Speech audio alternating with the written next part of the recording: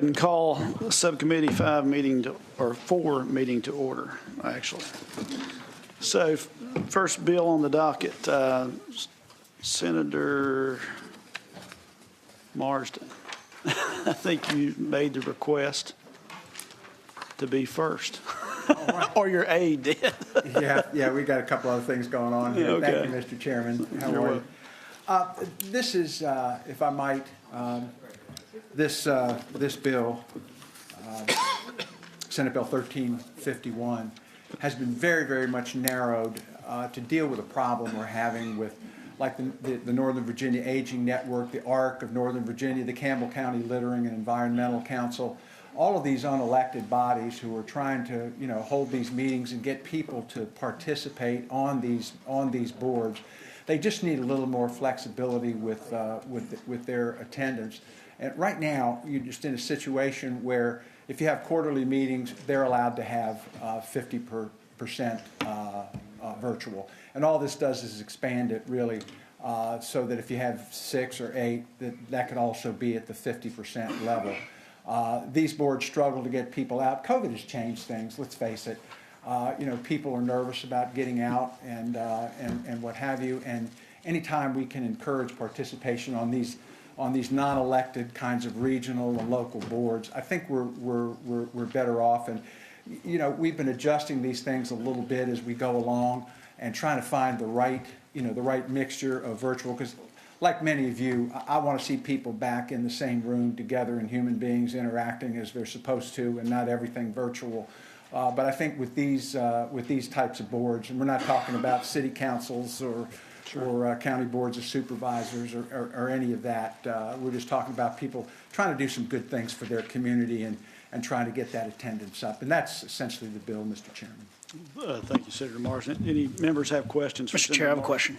Yeah, Delegate Wonka. Thank you. Senator Marsden, as I read the bill, it would apply to those local and regional offices, such as a local board of supervisors or a town council.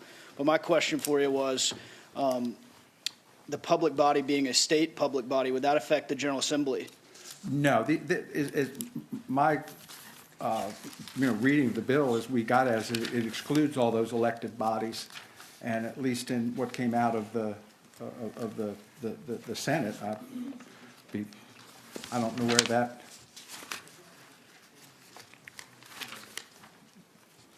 What line are you? Mr. Chairman? Yeah, Delegate Walton. I was looking at the amendments to lines 72 through 78, Senator.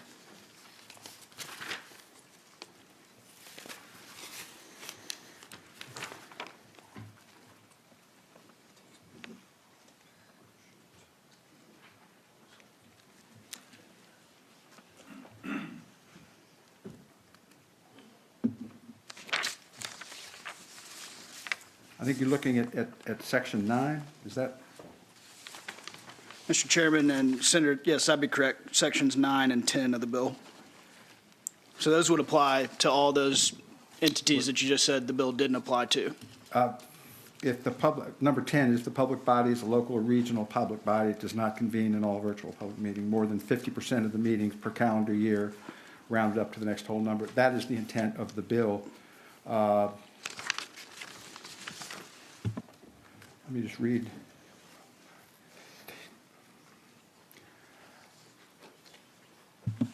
I think there are. It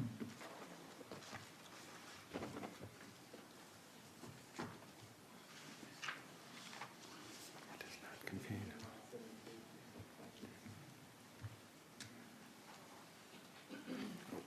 I think that just allows, allows them. I think that's mostly existing language. Thank you, sir. Delegate Walker, you have a question? Yes, sir. Senator Marsden, let me ask you this, and Delegate Wamper may have brought a little bit of this up. So some of us that serve on boards and commissions for the state. One that I serve on right now meets maybe no more than twice a year. So with this in mind here, 25%, would this apply to the boards and commissions the governor or the speaker appoints people to? I do not believe that's the case. These are more local regional boards. Okay, all right. Number 10. Yeah. But that. I just wanted to make sure that that wasn't part of it. And if you're meeting once or twice a year, that's a different kind of board. But if some Right. board was meeting twice, then this would allow for them to meet one of those virtually. Okay, fine. Thank you very much. Delegate Rome. Thank you, Mr. Chair. Mr. Chair, I have a question for the patron, and then I have a question, I guess, across the aisle here as well, if it's okay. Yeah. Thank you, Mr. Chair. Mr. Chair, so because of the confusion that just kind of came up in the questioning from the last two delegates here, on lines 72 through 75, if we were to strike not the existing code, obviously, but just if we were to strike the proposed language here of if the public body is a state public body, 25% that part, and we were to just leave in section 10 where it says if the public body is a local or regional public body, it does not convene in all of virtual public meeting more than 50% of the meetings held per calendar year, rounded up to the next whole number. Basically so that it's just applying to the local bodies instead of the state bodies. Number one, would the patron find that to be friendly? And second, if so, would the rest of the subcommittee be amenable to that as a way to get this bill moving? I would have no problem with that amendment. I think it's clarifying in nature, and because we're really just trying to get at these local, regional boards. I'm fine with you taking the temperature here of the committee to see if they're amenable. So. Sure. So, Mr. Chair, I guess I would ask for the last two delegates, Walker and Wampler, if that would be amenable for y'all. I like this, talking between the dais. This is fun. Yeah, this is what we do. I think my vote's going to be reflected here in just a couple minutes. Thank you. Mr. Chair, Yes, Delegate Brewer. I would say to the patron, Senator Martin, I think we had a bill similar to this, did we not, from Delegate Bennett Parker? We did. What did we end up doing with that bill? So the bill was, Mr. Chairman, that bill was laid on the table, but there were differences between the way that bill was drafted versus the version of this bill that's come before us. And so I'm still trying to keep the integrity of what the patron wants to do with this while recognizing the action that the subcommittee did take earlier. This basically is just going to make sure that our local bodies at this point are able to meet quorum, because I think this is a common issue that we have just in all of our districts. Yeah, Delegate Rome, I think it's pretty clear what the temperature is. If you want to put it in the form of a motion, we certainly can. All right, Mr. Chairman, I would move that we strike the not the existing part of code, but we strike the proposed language from lines 72 through 75. Second. Motion and second to amend as stated. All in favor signify by saying aye. Aye. Opposed? That motion would carry. So the bill would be amended accordingly. Mr. Chairman, I would say the life raft has been amended, if you'd like to see if it still floats. So anyone here in support of the bill? Thank you, Mr. Chair. Scott McGarry, Washington Gas, speaking in support of this bill on behalf of our company and also as an individual. I represent the company on two bodies, one of which meets tomorrow night, the Loudoun County Environmental Commission, and also the Prince William County Sustainability Commission. And I've had calls with both those while here during the session. I also serve on our county electoral board in Arlington, and we've had remote calls on that. They have done nothing to hurt the integrity of the process. They've helped it by increasing the opportunity for participation. And I think that the Senator and Delegate Bennett Parker have one of the most impressive coalitions of community groups and business community groups of any bill I've ever seen. So I appreciate the constructive efforts of the delegate from Prince William, and but hope it will be your pleasure to recommend reporting. Thank you. Thank you. Mr. Chairman, Nick Clementi, Northern Virginia Chamber of Commerce. We support this bill. Thank you. Thank you. Afternoon, Mr. Chairman, members of the committee, David Blunt. I'm here on behalf of the Virginia Association of Planning District Commissions, as well as the Thomas Jefferson Planning District Commission, which is in the Charlottesville-Albemarle area.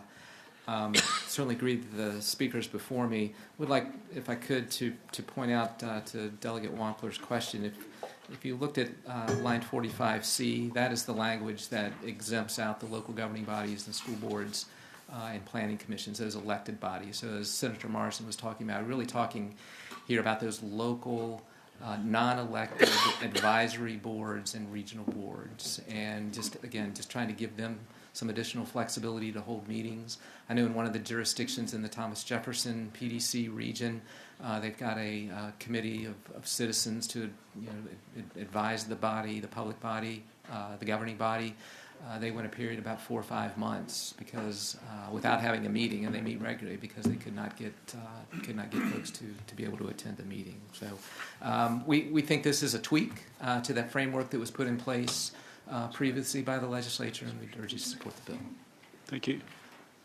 Good afternoon, Mr. Chairman, members of the committee. Sarah Taylor, City of Alexandria. We support this bill. We have a very active community, wants to participate, wants to be on every blue ribbon commission, tree committee, women's commission, disability commission, and this provides more people, more opportunities to be a part of their community and serve in these capacities. So appreciate your support. Thank you. Tanya Milling, the Arc of Virginia. We support this bill. It helps to ensure that people with disabilities can really be part of the public discourse, and we want to make sure that people can do that to be part of the community conversation. So thank you. Thank you. Anyone here in opposition to the bill?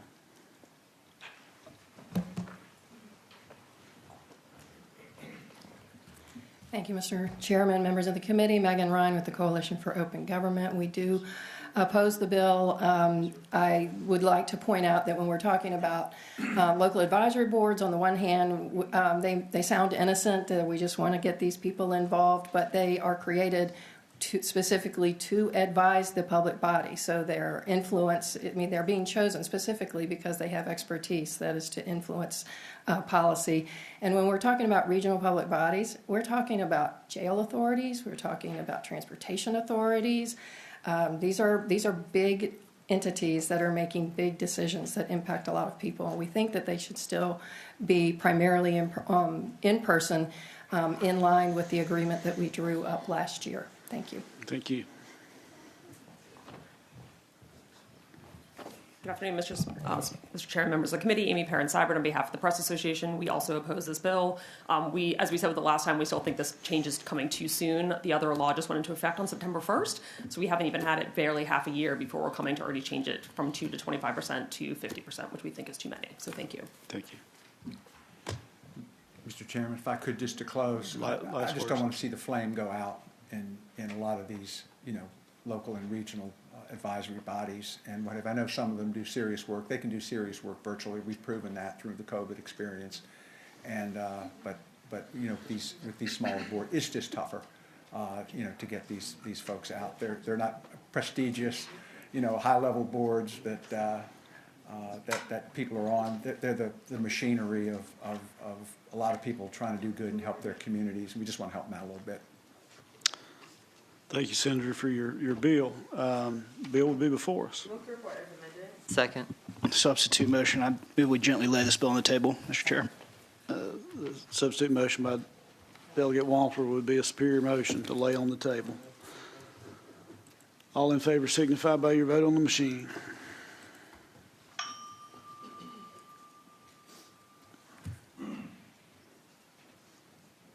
Go ahead and close the roll. Motion would pass 5-3. Thank you, Senator Marston. Thank you, Mr. Chairman. Senator Surville. Thank you, Mr. Chairman. I got Senate Bill 813. Don't believe you all heard this before. This bill has to do with credit cards used by government employees. About 2 years ago, the state comptroller started advising all the state employees responding to FOIA requests to redact the name of the employee using a credit card when anybody FOIA'd the credit card bill to see who was spending money. They claimed that this was based on advice from Bank of America. But if you go read the actual Bank of America letter, what it says is that best practice is not to produce the name along with an account number, not to produce not to redact the name. They already redact the account number and any other information that could be used for fraudulent, identity theft or to steal the information. So right now, it's impossible to see who's spending the money that shows up on these account statements, and I think that the public deserves to know not only when money is spent, how it's spent, but who's spending it, which is what we can't find out right now because of how this works. So all this does is says they can't withhold the name off the statement. And it restores it to what their practice was before 2020. Any members have questions for Senator Servo? Anyone here in support of the bill? Thank you. Megan Ryan with the Coalition for Open Government. And we do support the bill. This is something that we actually brought to the Senator's attention and to others' attention. Actually, this started in 2019 when this recommendation was first made. So it's been going on for several years. And like, here's a definition, here's an example of some statements that we've gotten from Bank of America where everything has been redacted, not only the account number, but the name, the address. We have no idea who this is. This happens to be from OSIG. But so, here's some charges to Las Vegas. I'm sure that they are, hopefully they are legitimate. But without the name, we don't know if they are legitimate. And by the same token, without the name, we don't know that the people who, if there has been misspending, there could be innocent people who are getting painted with the same brush as being inappropriate spending. So we do urge that you support the bill. Yeah, Delegate Brewer, you have a question for the witness? No, I have a question for Senator Servo. Okay. So in purchasing, oftentimes, many people in our office, probably in our campaigns, in government, they are primary purchasing folks that handle stuff. So would you say it might be wholly unfair if someone is purchasing for multiple employees in one department, that it might be wholly unfair for their name not to be redacted? Mr. Chairman, what I would say to the delegate is that I don't believe that these credit cards are used for those types of purchases. You're normally talking about people running around with a card out, making expenditures for things like restaurants or hotels or things like that. Those kinds of purchases you're talking about, I think we're talking about government, by the way. This has nothing to do with campaigns. So. Most of those other things I think would be handled through normal procurement processes and not put on a credit card. So, I think what we're talking about here is, when you go to use a credit card, your name is on the card. That's what we're talking about. I guess theoretically it could be like a lunch. Maybe there could be a couple other employees at the lunch or something like that. But right now you can't even tell who anybody associated with whatever that event is on the credit card. It's impossible. Anyone here in opposition to the bill? Okay. Move the report. Second. Substitute motion. PBI. Substitute motion would be a superior motion. PBI. All in favor? Mr. Chair, Yeah. Delegate. does that come with the 2 minutes? You do. So, Mr. Chair, I would just state that this seems like we can learn what was bought, and there's no other information, and I think that flies directly in the face of what was intended with the original information, that we would actually see more. And so it just seems like a very common sense and simple bill that I wish was going in a different direction. And Mr. Chair. Yes, Delegate Rowe. Thank you, Mr. Chair. As we're still within the 2 minutes, I'm not aware that this subcommittee has actually PBI'd a bill this year. I think we've laid things on the table. I think we've moved to report bills. We have had other creative ways of dealing with one, but I don't think we've actually gone through a PBI. I know in the Senate, PBI doesn't mean much, but in the House it does. Yeah, I appreciate that comment. We have a motion to PBI on the table. All in favor signify by your vote on the board.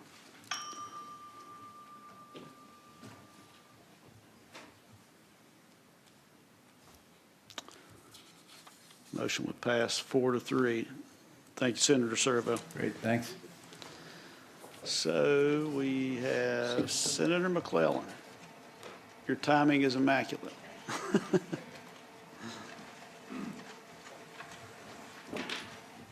All right. Mr. Chair, I started out getting the bill killed in subcommittee. I think that's how I'm going to end my day. But Senate Bill, you might surprise me. Senate Bill 1384, I believe you had a similar bill, would require housing authorities to permit their tenants to have a companion animal consistent with any regulations imposed by local, state, or federal law. So any members have questions for Senator McClellan, soon to be Congressman? Anyone here in support of the bill? Do it for the puppies and the kittens and the children. Senator, I think you've got some sorry. supporters behind you. It's been a long day. Thank you, Senator. I'm Holly Hazard with the Virginia Federation of Humane Societies. We are in strong support of the bill. We have shelters and rescues all over the Commonwealth that are filled to overflowing with animals, and we've got people in homes that want to keep animals there. And this seems to be a solution to a very grave problem that we have for volunteers and for municipalities in the state, where we just don't have homes for these animals, and there are loving families that want them. And we hope that you'll support the bill. Thank you. Thank you, Mr. Chair. Molly Armis, I'm the Virginia State Director for the Humane Society of the United States. Echo my colleagues' comments. We're just looking for public housing authorities to allow pets. They can establish plenty of reasonable restrictions. We're just saying it shouldn't be based on the way a dog looks, so not their size and not their breed. Physical characteristics do not indicate a dog's behavior. So again, we please ask that you support the bill. Thank you. Thank you. Anyone here in opposition? Mr. Chairman, members of the subcommittee, Tyler Craddock, I represent the Virginia Association of Housing and Community Development Officials with public housing authorities.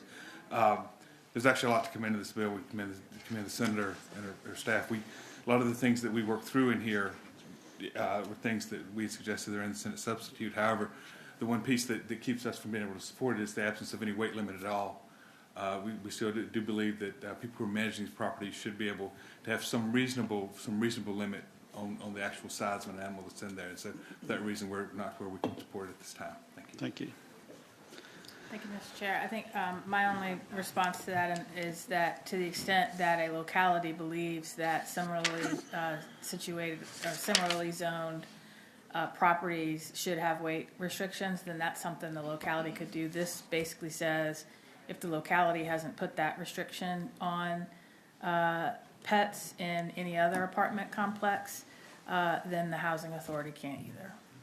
Senator McClellan, let me ask you, and I will say this, preface my comment and my question with the fact that I'm the proud owner of 6 dogs. So, but having lived with those dogs, I know they can be destructive. How do we control the impact on the cost on public housing in terms of damages that might be occasioned to the property? Well, Mr. Chair, they can have reasonable requirements that would include prohibitions on. I mean, I think they could handle that through They could handle that through deposits. They could require the renters to pay for damages caused by the dog. I think those would be considered reasonable restrictions. But just saying and I think they can even limit the number. Yes, they can limit the number of dogs. But if you just say you can't have a dog that looks like it could be some sort of pit bull mix, that would not be allowable. But anything that says if your dog causes damage, we can require you to pay for it, would be reasonable. I understand. Thank you for your response to that. Delegate Rome, do you have a question? I do, Mr. Chairman. I ask a question for the patron. So, Mr. Chair, I would ask the patron in this case, isn't that correct that public housing, just like in, say, commercial housing, that for an apartment complex, they can still charge a monthly fee, for example, and they can require an animal deposit fee, and that if there was any damages left, that basically they would be able to either not return the deposit to the renter in that case, or they would be able to assess an additional fee to cover any and all damages. Is that correct? That is correct. They could also, as expressly outlined in the bill, require liability insurance coverage, which would include property damage caused by that pet. And Mr. Chairman, follow-up question? Yeah, Delegate Rowe. Thank you, Mr. Chairman. Mr. Chair, I believe based on especially the insurance part on that last one, since typically speaking, most renters in this case, if in public housing, if we're going to require that they actually have that insurance in the first place, I believe that existing code should suffice in this to address any of that concern. But if there is a friendly amendment to be made for specifying any of that, I would certainly be happy to work with anyone and entertain that. Thank you, Delegate Rowe. And I think that hits at the crux of this. It's a grand concept, grand idea. The concern I have is the devil's in the details. And my concern, just quite frankly, is the increased cost that could be imposed upon the property owners and the public housing projects. Mr. Delegate, whoa. Mr. Chair, once other members have had a chance to speak, I'll be happy to propose an amendment. You don't want to speak? Okay. Many other members have questions for the Senator. Mr. Chair, just a comment. Yeah, Delegate Wong. The way I read the bill says that common household pets can include non-venomous reptiles and rodents, and that's what sticks out to me. So we could put alligators and boa constrictors in the units. No? No, because this says that they would be able to include restrictions that are consistent with local, state, or federal law. So if your locality has zoning ordinances that restrict certain types of animals that's being allowed, that would apply. There are laws already on the books that prohibit certain types of pets statewide. And I think there are certain types of pets that are prohibited under federal law as well. This, again, it basically says that housing authorities can't create different restrictions unreasonably over what the locality already does in its zoning ordinances or what the state and federal law requires. Mr. Chair, I have a motion. I'd like to speak to it briefly. Okay. My motion would be that we gently lay this bill on the table. And speaking to that motion, there may be a time when we want to do this, but I think, if we allow rodents to be put into housing authority units, we're going to be back another year with a bill trying to get rid of the rats. And so I'm going to keep my motion to gently lay this bill on the table. Thank you, Senator. Mr. Chair, if that motion has not been seconded, can I speak to the motion? You can. Thank you, Mr. Chair. So a few things just regarding that, because I know if it had been seconded, I know it's non-debatable, but that's not the posture we're in. First thing I would say on this is that we have a number of options for how to deal with that. Number one, as the patron has stated on this, if the local governing body already has something in place on this, then the housing authority is not going to be able to override that at that point. And so if there's certain types of animals that are going to be prohibited locally, then this bill is not going to change that reality. The second part on this is that if there was concern over, say, rats or something like that, number one, there are actually like pet rats. People do actually shop for that, as opposed to like, say, the one that was dead in the alleyway that I passed on my way to my hotel this past week. And by the way, if you've ever watched a hawk in Richmond pick up a rat from the ground and fly off with it, it's quite a sight. That was in the last week. But what I'd like to do, just in terms of the bill here, before this motion would be seconded, I would suggest that perhaps we limit this to more common companion animals, at least in this particular point. And if we wanted to have a weight limit of, say, 100 pounds on a dog, I would even say if we just had a cat bill only, we can all get along with a cat bill. That should be fair. But the bottom line on this is that if you've ever lived in an apartment like I have, and you've got a couple friends who happen to, have a lot of claws on them, that's cool. Let's just take care of them, because people in public housing deserve to have companion animals just as much as anyone else does. Thank you. Yeah. So we now have a motion and a second to gently lay Senate Bill 1384 on the table. All in favor signify by your vote on the voting board.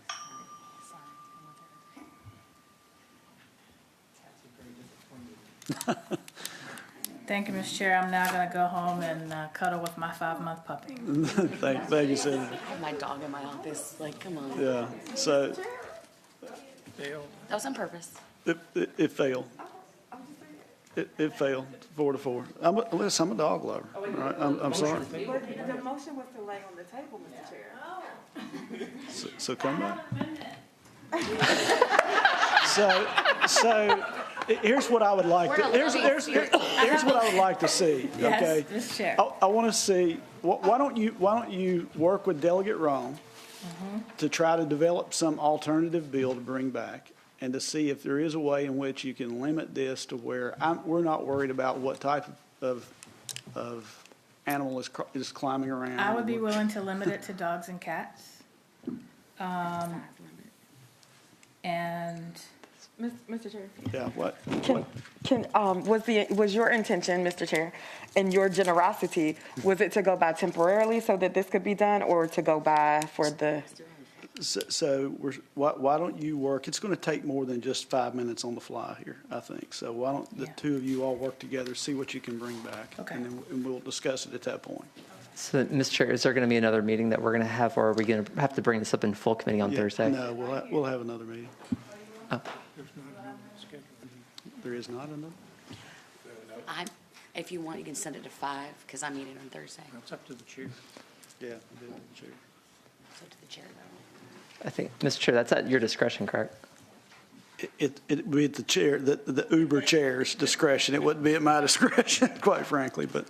Mr. Chair, is it possible to entertain a motion that we could report the bill to full committee with the public understanding that this amendment would come forward that had the limitations on the specific types of animal and weight that the concerns have been lifted today? so if you allow me to ask one question, I might be able to give you an amendment right now. Sure. Okay, so if you all would be okay with dogs and cats, we could strike 12 through 15. And on line 22, we could say, strike common household pets and insert one or more dogs or cats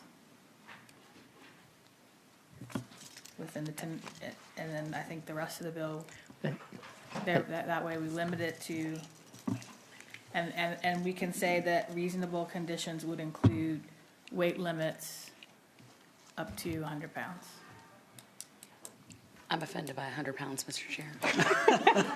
My dog's 105. How, you tell me the upper limit, or you tell me the upper limit? So Delegate Walker, do you have a question?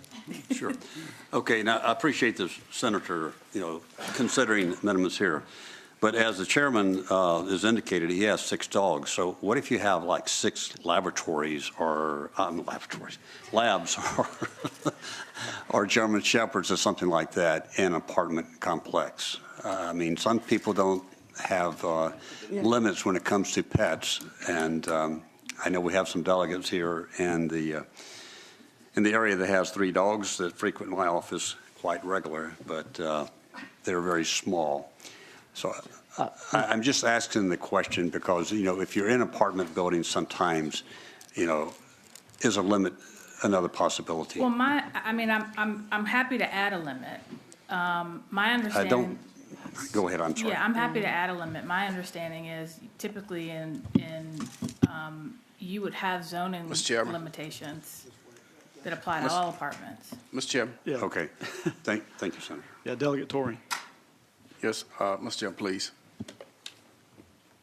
Yeah, why don't you guys work? We'll carry it by temporarily, let you all work to see what you can come up with. We'll take up Senator McPike's bill.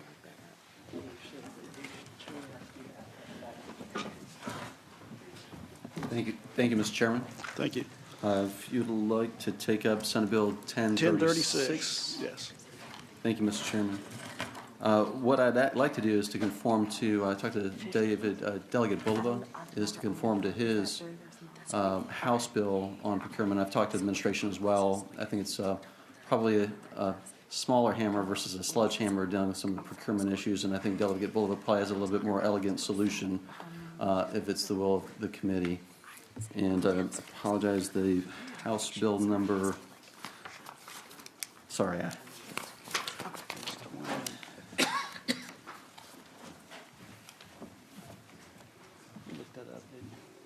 House bill number on that.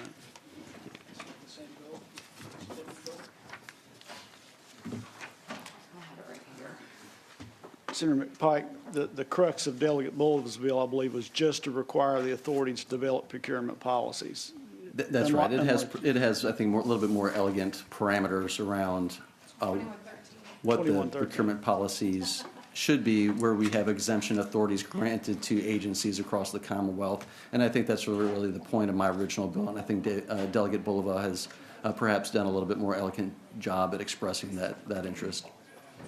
Okay. So, so the committee's heard the request from Delegate Bulova. Does any member wish to entertain a motion to that?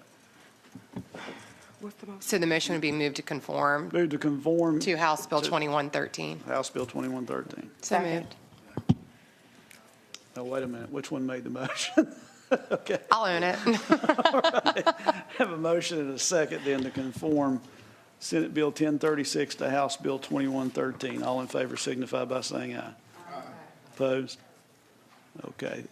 The bill would be conformed. Thank you, Mr. Chairman. And I know this committee has heard that legislation and I think taken positive action on as well. So. Sure. Second. I have a motion and a second to report the substitute. All in favor signify by your vote on the voting board.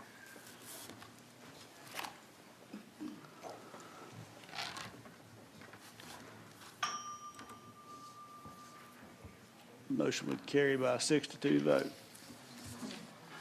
Thank you, Senator McPike. Thank you, Mr. Chairman. And I believe I have Senate Bill 1138 also before the committee. Yes. And Mr. Chairman, I do have a line amendment to offer to the committee. And the gist of the line amendment is to ensure that the provision of the Act don't apply to any rental agreement entered in prior to the effective date of the Act. Basically, the clause making sure that it does not interfere with any existing contract. And so that was one of the feedback I also received coming out of the Senate, and would so offer that. And I believe there's also a little bit different provision in the bill, but essentially, if I guess form-wise, Mr. Chairman, if that amendment could be offered and Move the amendment. Second. Motion second to adopt the amendment as stated. All in favor? Opposed? Motion would carry. Thank you, Mr. Chairman. And so the other provision essentially ensures that there's not a mid-year contract increase, and there's a very small, narrow parameters of essentially low-income housing tax credit, and that's kind of a target population that we don't want a mid-year increase on. And currently, there's sort of a provision that rarely occurs, but it is allowed under sort of a May when there's an area median increase. But we know that those without income don't have that same ability until obviously they can predict at the annual contract reset. So with the enactment clause that you've just adopted, it does not interfere with any existing contract law. It also provides within the Senate version, I know you've seen different versions, but the Senate version also, this version does not apply for contracts greater than 1 year as well. Okay, thank you. Anyone here in support of the bill?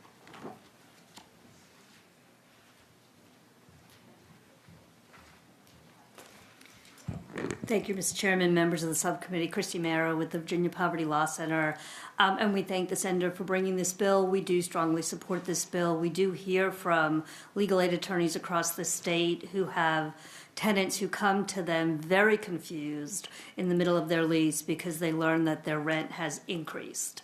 And this is due to what they call an escalation clause that is found in many low-income housing tax credit funded leases that allows the rent to increase anytime the area median income increases. So this really is an opportunity. This bill provides an opportunity for clarity for the tenants. It does note that this only applies to the first year of the lease. So if you have a multi-year lease in which the rent increases at the point of the second year or third year starting, this would not disallow that. And so I think most of us believe when you enter into a lease and you're paying $1,200 or in this case maybe $800 a month for the first year, you're paying $800 a month for the first year. And this simply assures that that's the case unless the tenant signs something to the contrary.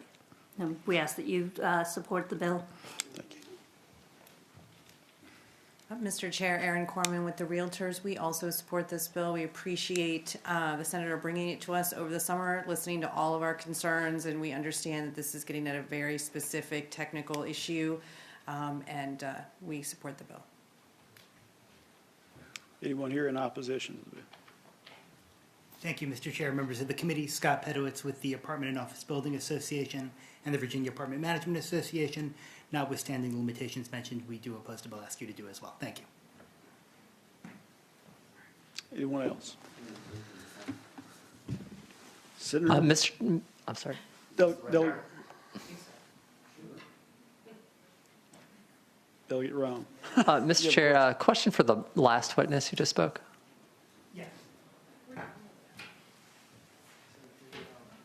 Mr. Chairman, I would ask the witness if he testified in the Senate on this bill and what at what point he offered or asked for opposition to it. I apologize. I was not here when this was taken up in the Senate. I think we had some back and forth there. I apologize if there was some miscommunication here. Okay.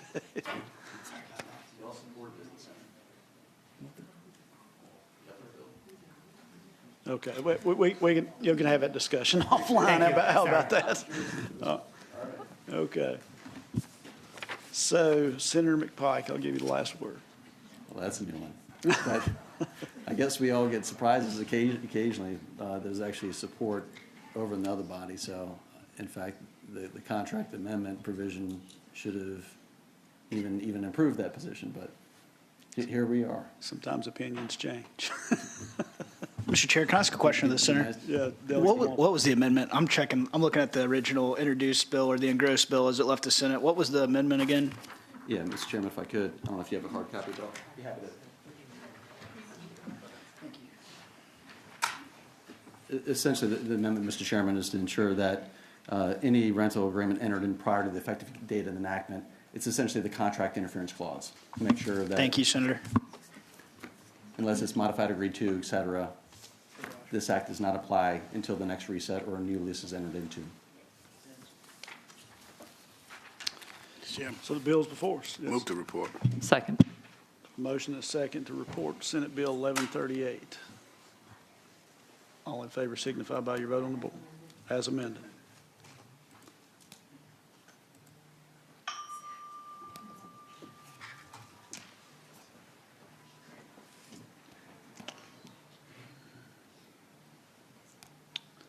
Senator Pike, your bill would fail to report by a 3 to 4 margin. Thank you, Mr. Chairman. Thank you. So, Senator Hashmi, well, yeah, why don't you come forward, Senator Hashmi? We may be even longer on Senator McClellan's bill. Thank you, Mr. Chair and members of the committee. This is SB 936. And SB 936 focuses on ensuring that we have opportunities to address heat emergencies now that are continuing to escalate here in Virginia. This is the Comprehensive Extreme Heat Emergency Response Plan. This bill directs the Department of Emergency Management to develop a comprehensive extreme heat emergency response plan by next November. And while we already have some heat response plans in existence in some of our localities, there's a great deal of disparity in terms of preparedness and the resources that are available throughout the Commonwealth. And this particular legislation would then provide opportunity for us to have a statewide plan to address the issue of extreme heat. What we know is that extreme heat is going to be a major factor increasingly every summer. And at this point, heat kills more people on average than any other weather-related hazard. When I shared that initially with several of my constituents and through our social media, a lot of people challenged that idea. They said cold actually kills more people. But in fact, if you do the research, heat-related illness is the #1 weather-related hazard for our population. In 2022 alone, there were 2,900 visits to our emergency departments or urgent care for heat-related illness. This is a significant problem, especially to vulnerable communities, to young children, to our elderly, and to low-income communities that don't have access to cooling or other facilities, air conditioning, in order to stabilize the impacts of heat illness. So one thing this heat plan, extreme heat emergency response plan would do is ensure that VDEM has the opportunity to develop a comprehensive plan that would identify cooling shelters, identify areas of coordination across state agencies, and also work with our local communities, community organizations, to provide support and services. As we initiated this conversation on the extreme heat plan, we had certainly reached out to VDEM, and VDEM provided technical feedback on some of the items we were thinking about. This bill also was accompanied by a budget item in the Senate. An FTE has been funded in the Senate budget to help VDEM move forward with the development of a comprehensive plan. Supporters for this bill include Climate Cabinet clinicians for climate action, the Natural Resource Defense Council, as well as the League of Conservation Voters. And that, Mr. Chairman, is the bill. Thank you, Senator. Any members have questions for Senator Hashman? Mr. Chair? Yes, Delegate Brewer. I see that you do have a budget amendment in for this, and I see that also VDEM does have some tips and things that they already have online. But my concern is that this is an agency we ask quite a bit of, and we still have. I'm personally passionate about emergency evacuation routes, and I still am not getting some of the things I'd like to see there. But there are multiple resources through VDEM and through localities that are already addressing this. So how did this bill come about, and what kind of inspired you to carry this? I'm just trying to get at the heart of where it might have come from. Mr. Chairman and Delegate, that is an excellent question. And actually, we were working with many of our researchers here in Virginia, most especially, and I'll just acknowledge him by name, Dr. Jeffrey Hoffman, who is with the Science Museum and who is their lead scientist there. This is an area that he is an expert in and that he has been working on extensively. He's written multiple papers and conducted quite a large body of research. And so we were asking him for recommendations for what some necessary next steps might be, what we might be able to accomplish, kind of a bite-sized morsel right now as we take a look at rising heat in the Commonwealth. And his recommendation was, as a first step, we need to develop a statewide comprehensive plan, that we don't have a plan in place that would help the Commonwealth move forward on addressing this very critical issue. So that's the origin of the bill, basically. Thank you, Delegate, for asking that question. Mr. Chair. Yeah, Delegate Wampler. Senator, so I'm reading the VDEM emergency extreme heat section. So they already have a program on extreme heat, and they say it's 2 to 3 days of high heat and humidity with temperatures above 90 degrees. So Richmond, every week in the summer, will be in an emergency status because of this? This bill does not, I'm sorry, Mr. Chairman and Delegate, this bill does not state that Richmond or any other locality is going to be in emergency status. This is asking VDEM to develop a comprehensive plan to help our localities formulate opportunities to address the rising temperatures.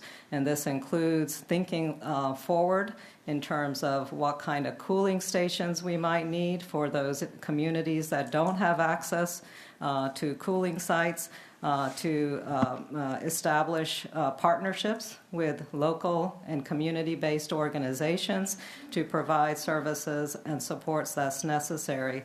One thing we know, especially with our elderly population across the Commonwealth, especially low-income elderly communities who don't have access to air conditioning in their homes or in their apartments. Those rising temperatures can be catastrophic, leading to heat illness, visits to the emergency room, and sadly, rising deaths among those communities. Thank the senator. Delegate Price. Thank you. I just want to thank the senator for bringing the bill. I know if you look at the heat map of Richmond and some of the areas that are the hottest, it would look a lot like some of the areas in Hampton Roads. And one of the things that I've also noticed, two things I'll mention, working with some other natural emergency sort of things with VDEM, they've been very responsive, and they've been very, I think, just interested in helping even more Virginians. So I don't think that this would be viewed as a burden. The second thing that I'll note is that there's something about an announcement or posting on a website that is very different than a strategic plan, such that the information can get to the people that may not even have access to the internet, which may be some of the populations that I think you've mentioned, the elderly, or even people that have children that may have illnesses and those that are susceptible to the heat.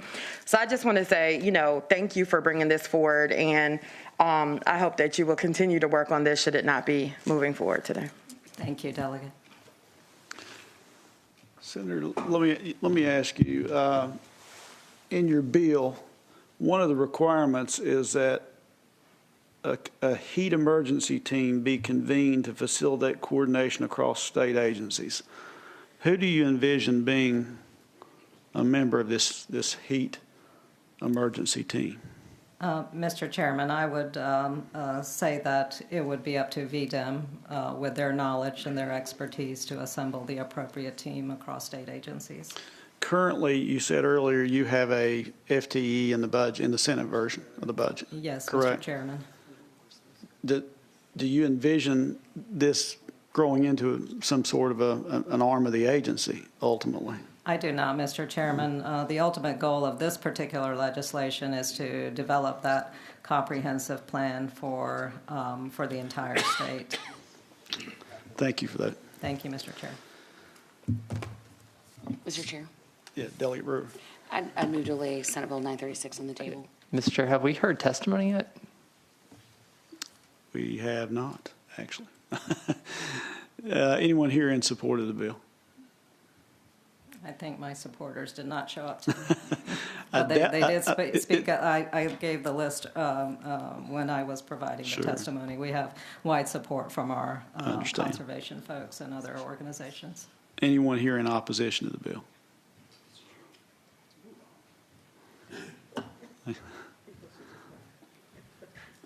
Mr. Chair, members of the committee, I'm Sean Talmadge. I'm the State Coordinator of Emergency Management for the Department of Emergency Management. And on behalf of the administration, I'm here to oppose the bill. The primary issue is a fiscal impact one, and the department's need for immediate access to a disaster and recovery warehouse.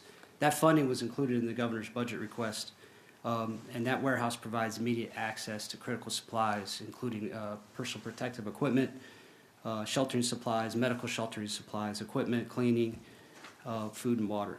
The scope of the bill seems to expand well beyond core emergency management response recovery functions, but more of a statewide environmental plan regarding heat, meaning the conversation about who else should be at the table. That's a point well made. Our agency is primarily focused on emergency response and recovery, and I appreciate the very positive comments about the department. We would, this is an area of interest, but currently the department struggles in three main areas. Access to funding for appropriate facilities. Our EOC is well beyond end of life. We are over-reliance on federal grants to pay for core emergency management functions when those grants are declining as we speak. And third, access to appropriate funding for our emergency response teams and capabilities. We sincerely appreciate your interest in emergency management. We do want to partner to look at this in the future, but unfortunately we'll have to oppose at this time. Thank you, Mr. Chair. Delegate Price, you have a question? Well, first, I would like to qualify what I said earlier. I have not had a chance to meet the gentleman, but it was a previous director that I found that it was very easy to work with. So, I hear you saying that, it's an environmental plan, right? And I know that both sides of the aisle differ on how did it get so hot. But it seems like this bill is just dealing with the fact that it's hot, that there are people that are literally dying from excessive heat. And so I don't even want to have an environmental conversation about why, it's hot. This is saying that there are citizens under your watch and the governor's watch that are dying from heat. And you're saying you can't handle that as an emergency. Mr. Chair, and to the delegate, I would respond that for response to an extreme heat incident, the Commonwealth of Virginia maintains an emergency operations plan. It's developed by VDEM and it collaborates and coordinates with all state agencies, our localities, other stakeholders. And that is the framework that we use for all emergencies. It includes coordinating structures, processes, and all the mechanisms necessary to coordinate a statewide emergency response. And that includes coordination at the local level. Again, disasters begin and end at the local level. And so every locality has an emergency operations plan that describes when they'll open up cooling shelters or we just went through a cold snap where they open up warming shelters. And our plan is designed to support our localities. That's our number one mission, and to provide those emergency capabilities in the event of an extreme heat or extreme cold emergency. So, anyone else here in opposition? Thank you, Mr. Chair. Mr. Chair, I have a question for the witness. Okay, Delegate Wampler. If you were to have a period of 3 days in Richmond that were exceeding 90 degrees, would you have to trigger your emergency powers and act accordingly under your emergency powers in VDEM? Mr. Chair, I would respond to the delegate by saying no. Okay, thank you. Thank you. Mr. Chair, Delegate Brewer. just a question sorry. In regard to that, so obviously coming up with heat emergency response plan, this could be eventually at some point an unfunded mandate on localities, I would imagine, because I would assume all 127 localities would have to monitor such temperature and then report that, I'd imagine, to be able to develop a heat plan. Mr. Chair, to the delegate, I believe that's the intent of the legislation, that localities would be also required to have an extreme heat plan. Is that it? So I would defer to the patron. Senator Hashby, would you like to respond to that? Yes, thank you, Mr. Chair. Actually, some of our localities have their own response plans. This is asking for coordination at the statewide level so that our VDEM can then ensure that there is an effective statewide response to any issues and help those localities. Again, there are many localities that don't have an emergency heat response plan in place, and this would facilitate the opportunity for localities that don't have the capacity, the capability to develop their own plans to be able to do so, but also coordination, a critical coordination, I think, at the statewide level. Thank you. Mr. Chairman, if I could just add, this bill passed out of the Senate, but we did not hear these concerns from VDEM. It wasn't until yesterday that we were contacted that VDEM had these issues. So I appreciate the gentleman being here, and should it be necessary, we certainly look forward to working with the agency. Thank you. You have a motion and a second on the table motion and a second to table Senate Bill 936. All in favor signify by your vote on the voting board.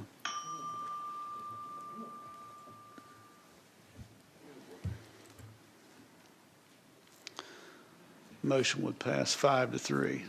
Thank you, Senator Hashman. Thank you, Mr. Chair. Senator McClellan, do you have a fix? There's peace in the valley. So here is my amendment. You would strike lines 12 through 15 of the bill, which is the definition of common household pet. On line 19, after bets, insert weight limits over 50 pounds, comma. on line 21, after the word, oh wait, I'm sorry. On line 21, strike common household pet and insert dog or cat. And then strike or the weight of the common household pet. You got a period. Mr. Chair, question for council. Delegate Rowe. Thank you, Mr. Chair. Would we have to refer to a separate code definition, basically for dog and cat? We'll say dog and cat as defined and then refer to section of code, or is that just common knowledge? That's common knowledge. Okay. And the amendment. Second. wait, I got one more. On line 22, strike common household pet and insert dog or cat. I move the amendment. Second. I have a motion and a second to adopt the amendments as stated. All in favor? Aye. Opposed? And with that, the housing authorities are happy, and the advocates are happy. Hopefully the committee's happy, I'm happy, dogs and cats and pet lovers will all be happy. Move to report as amended. Yeah, that's why I was waiting. A motion and a second on the floor to adopt or to pass Senate Bill 1384. All in favor signify by your vote on voting.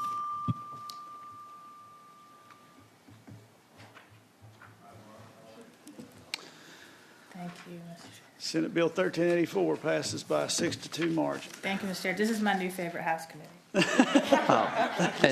Mr. Chair, this is the patron's last time in 18 years coming in front of general laws, so we just want to congratulate. And I will tell you that I took that into great consideration when we did what we did. So, we served alone.